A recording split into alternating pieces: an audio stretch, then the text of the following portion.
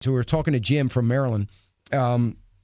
Jim, first of all, the interesting part about what you bring up is one thing that we know for a fact about the government is they're not capable of running anything, nothing. Everything they do is inefficient, ineffective, and very, very expensive.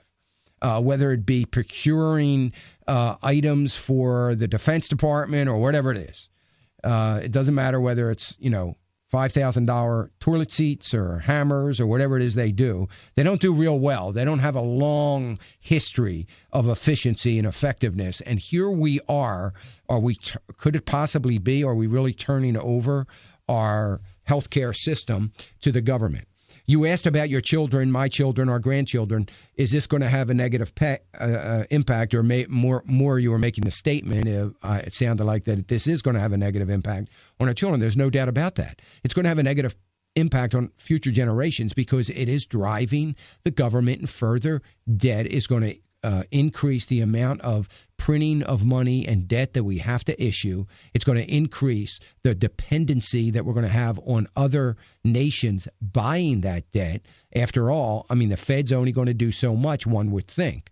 Of course, the Fed can do whatever they want. If they want to start buying, $200 billion a month, I suppose they could do that. But one way or another, it is undermining what little stability our monetary system has, in my opinion, because we are adding more debt.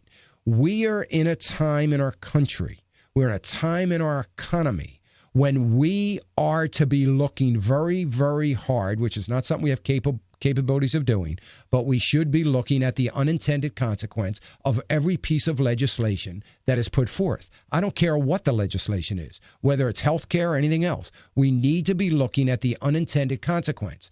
Not only the consequence, the financial consequence of it in the long term, but the unintended financial consequence. It's not that difficult to figure out so that some of those unintended consequences aren't so unintended, or at least unforeseen, and we can take a long, hard look at that. Maybe unforeseen is a better word, but we don't do that. It's not what we're accustomed to doing, and we don't have the competency within the government to be able to do that. I say that very confidently because one could only assume that if the competence was there, you would do it, right? I don't know. So anyway, you make a great point, and I think you might have been going on to another comment there, Jim. Hello? Yeah, go ahead.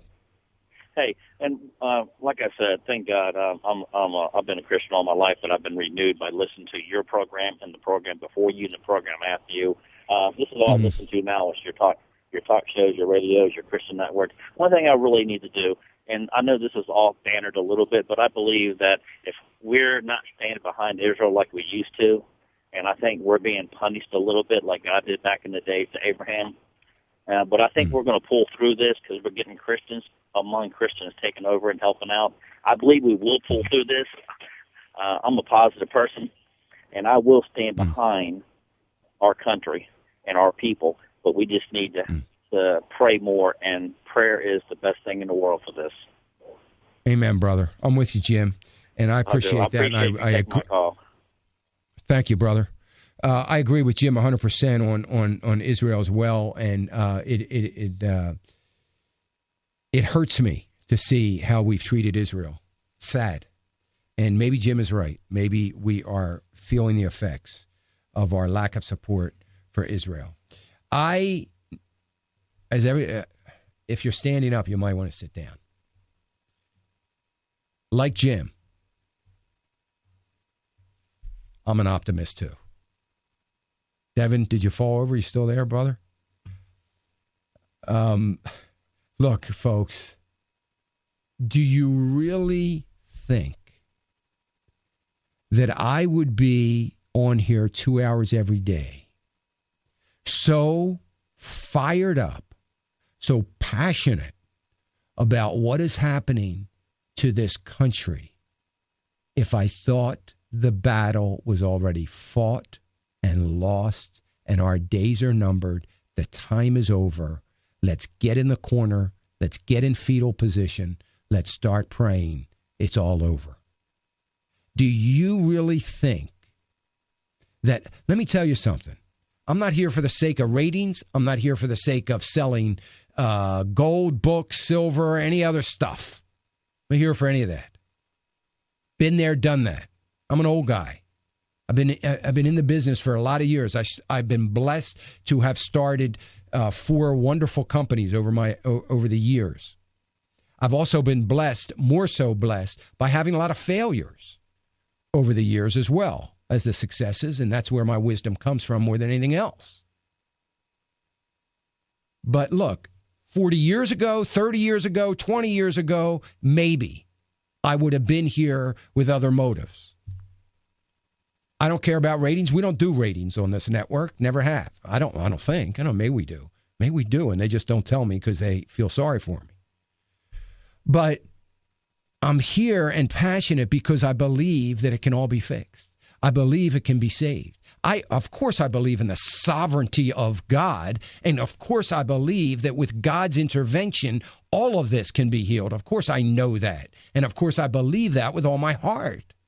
But I believe in the free market economy. I believe in the private sector and the power of the will of corporations, the will of people, the will of workers. This is a country that was built upon character ethics, work ethic, and a belief in God.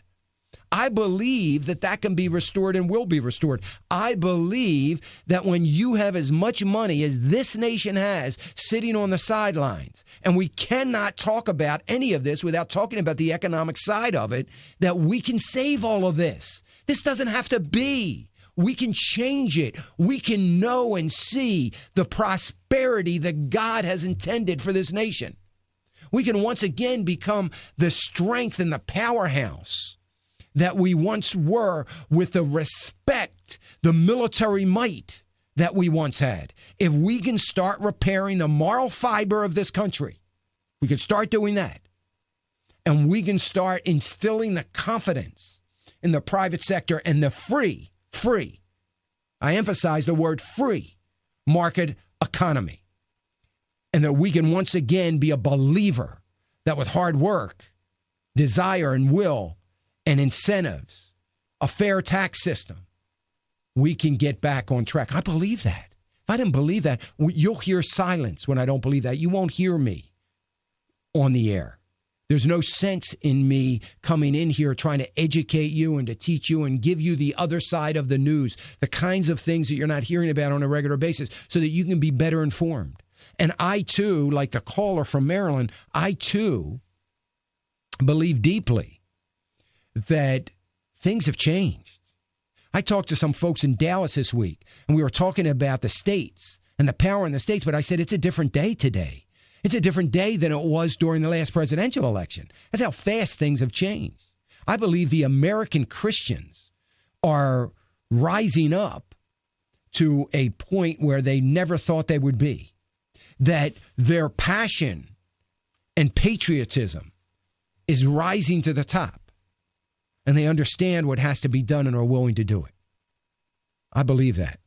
And I know, I had people tell me this last week down at the Cove about, well, if you want to, sometimes you're depressing. I don't want to be depressing.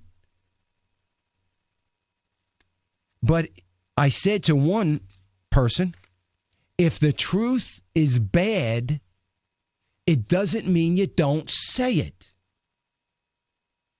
I'm not going to preach just the prosperity and just the good news, because if we don't understand the valleys, we're not going to appreciate the mountaintops, as the old hymn says. We've got to hear the truth. We've got to hear the truth when it's good, and we've got to hear the truth when it's bad, but we got to hear the truth.